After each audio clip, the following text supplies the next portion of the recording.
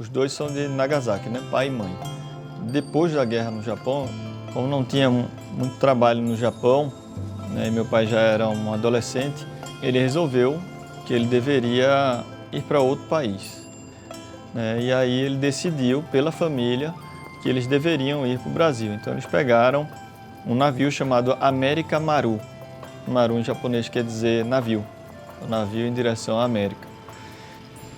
Minha vida toda sempre foi dentro desse ambiente, de restaurante. Assim, quando meu pai tinha um restaurante grande, eu lembro que me colocava em cima de um balcão assim, de uma bancada, e eu ficava só olhando aquela cena assim da panela abrindo, fumaça saindo, panela maior do que eu, enfim. Todo aquele movimento de cozinha, eu ficava ali só olhando, né, o trabalho da equipe. Daí que eu comecei a trabalhar aqui.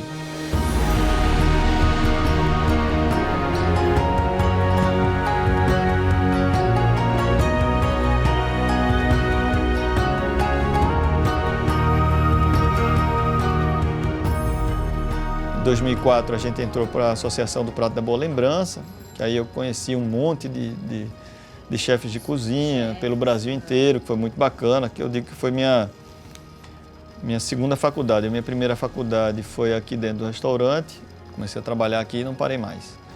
E a minha segunda faculdade, vou dizer assim, que foi durante esse período dentro da Boa Lembrança. Fiz grandes amigos, rodou o Brasil todo, então pude ver a complexidade que a gente tem pelo Brasil todo, né? De tempero, de produtos, enfim, técnicas diferentes, né? Técnica de cozinha internacional, mas muita técnica de cozinha brasileira. Então, isso daí me impulsionou muito a misturar a comida tradicional japonesa com ingredientes brasileiros, né? Sem ser desrespeitoso com a cozinha japonesa. Eu não podia desrespeitar a cozinha japonesa, mas eu poderia inserir alguns produtos em que você coloca um toque brasileiro dentro, você mistura, aí você pega um aioli, né, que eu aprendi a fazer há muitos anos atrás com o Celso Freire, lá de Curitiba.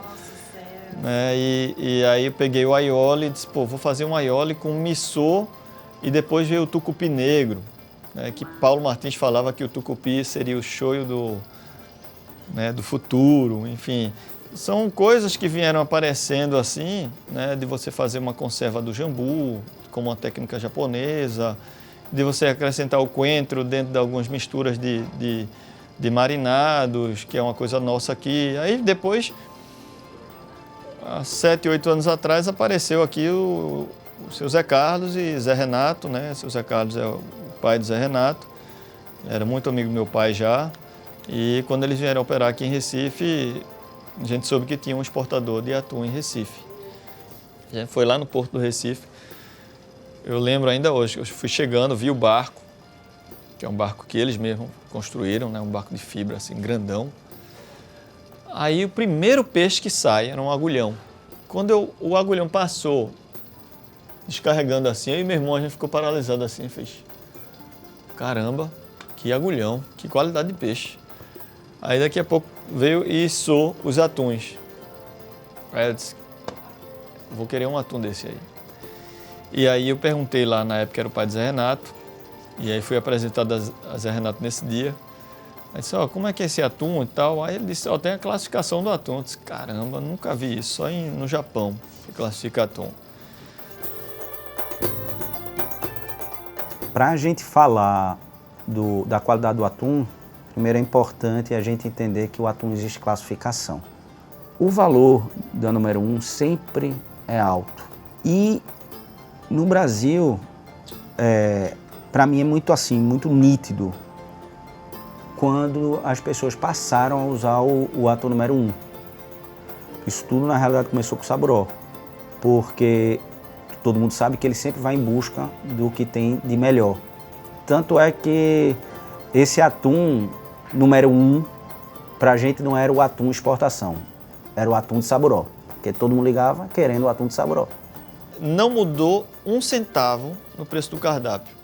A gente bancava para o nosso cliente pernambucano ter a oportunidade de provar um atum com a mesma qualidade que ele come aqui em Nova York e Tóquio. Os clientes meio que disseram, mas isso é atum? É atum. Nunca vi nessa tonalidade, nessa cor, nessa textura, nesse sabor.